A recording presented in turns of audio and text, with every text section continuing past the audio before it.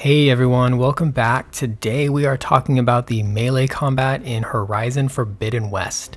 It's one of my favorite aspects of the game personally, for many reasons.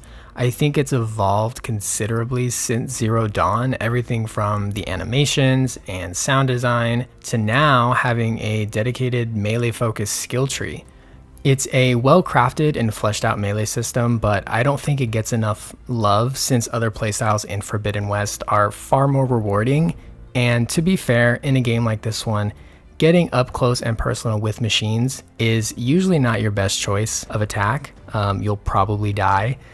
Melee can be kind of underpowered and situational, especially on the higher difficulties in this game like ultra hard, but I still think there's a lot of nuances to the system and a lot of love poured into the team at Guerrilla. So I just want to quickly share some love on the game's melee and some insights too on how I use melee in this game and how you can even take down large machines like the Tremor Tusk with it. But more on that later in the video. Thanks for tuning in today. And if you enjoy this type of content, feel free to give this video a like. It really helps out the channel. All right, let's get into the video.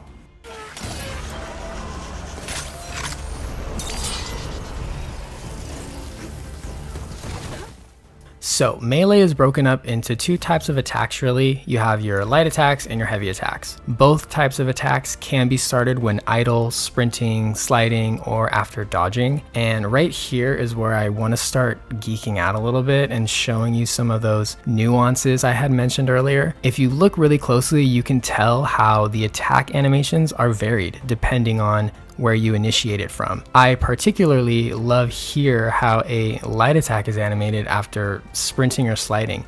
Aloy does this really cool 360 spin that adds force and weight behind her attack. It's really cool. And then now looking here at the heavy attacks, again, same story, but the animations are like even more varied and it's more obvious too.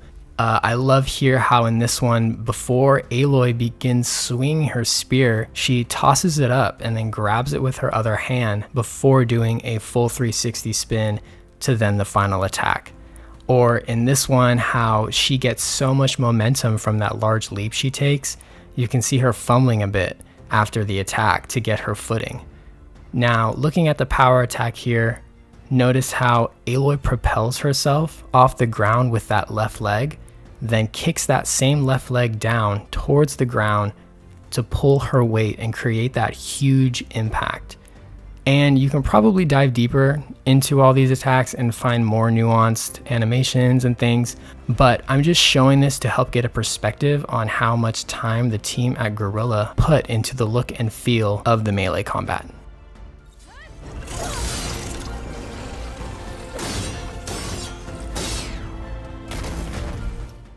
So now that we've established the basics of the combat and some of the cool animations, there are quite a few combos in the game, all of which can be unlocked through the game's skill tree.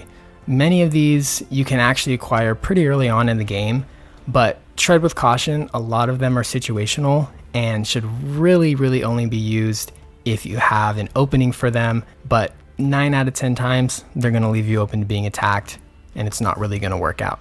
But there are some that are going to be very helpful when taking down enemies, those being the aerial slash, the half moon slash, and the block breaker. The aerial slash is really great because after it you can perform a few different things, one being a shot from your bow, a mid-air heavy attack, or a jump off. Most importantly, after an aerial slash, your next shot from your bow is going to deal extra damage, so keep that in mind and take advantage of it. The jump off will probably be your best bet though. You again deal extra damage after the jump off and you can jump away from an enemy or over it depending on your situation that you're in. And if you want to deal more damage with this combo, start it with full spear energy. You can tell how much charge your spear has by the number of glowing rings it has at its base. When it's blue, it's fully charged, meaning you have a resonator blast ready to go. And a quick cheese that you can perform to get a fully charged spear is just by charging up a power attack, then quickly dodging after. Doing that a few times, you can see the spear gets charged very quickly. And now that your spear is charged, do that aerial slash and you'll attach a resonator blast to the enemy, which you can then detonate. So a lot of options with that one. Now, the Half Moon Slash you'll mainly want to use to close gaps between you and your enemy. You can also use it to extend your combos or even restart them if you want. You can then transition into an aerial slash from it, or another combo, or even do another Half Moon Slash and restart the combo altogether. Again, a lot of ways to utilize this ability. And lastly is the Block Breaker. I mean, it's pretty self-explanatory. It breaks blocks of human enemies and also staggers some machines like the smaller ones. It's basically a faster version of the Nora Warrior combo. That combo takes so long to get out and is hardly effective against most machines since they'll attack you before it's finished. So you're probably just better off using the Block Breaker instead.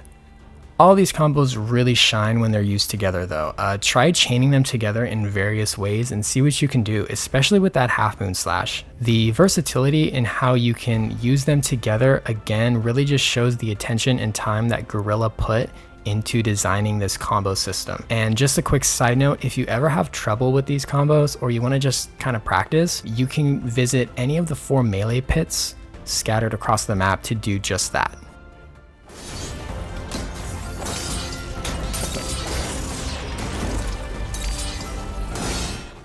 So now that we've established the combo system, let's focus on how they work with your ranged weapons in a more practical setting, right? Like in a fight against machines.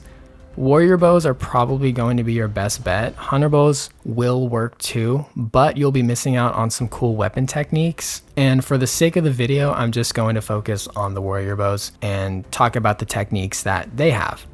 My favorite of those being the melee detonator. This one is just so satisfying, especially if you can one-shot the machine. I mean, try loading a machine up with as many of these things as you can. Even take some stamina potions, just load it up with so many detonators and just see how much damage you can deal. It's pretty fun.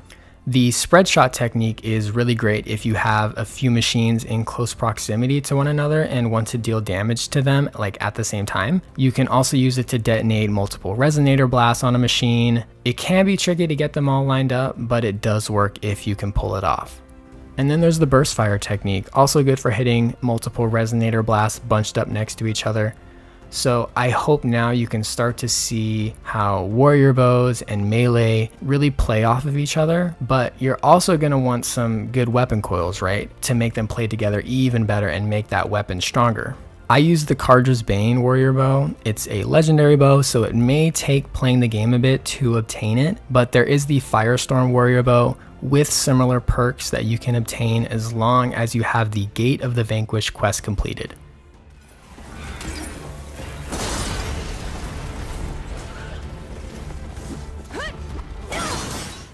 Fully upgraded, the Carja's Bane has a 40% melee follow-up damage perk and a 25% agility damage perk. I then attached 2 18% burning enemy damage coils since the bow has fire ammo, 2 25% melee follow-up coils, and 1 15% agility damage coil. And all of these bonuses will stack with one another, and if you do the math, you can see that you get a 166% increase in weapon damage while you have these perks activated. And if you're lucky, you might even land a critical hit to further increase that percentage. But feel free to customize your coils for this weapon how you like. These are just the ones that have worked great for me.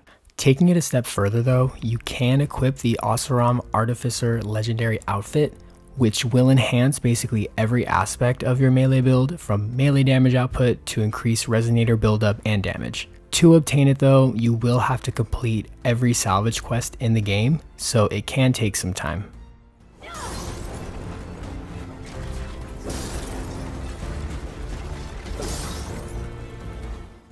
Now, take everything we've talked about today and add on top of it the Melee Might Valor Surge. When fully upgraded, this Valor Surge increases your melee damage by 300% and gives you unlimited spear energy.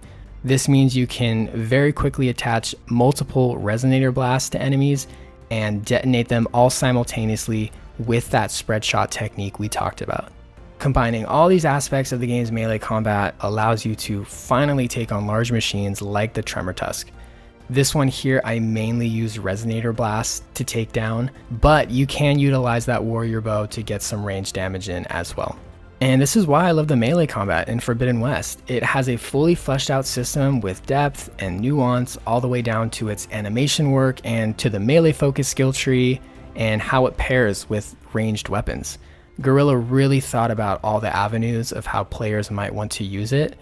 I think if you told me years ago that Zero Dawn's sequel would have a viable melee focused playstyle, I probably wouldn't believe you, but I'm, needless to say, very glad that it's here in Forbidden West.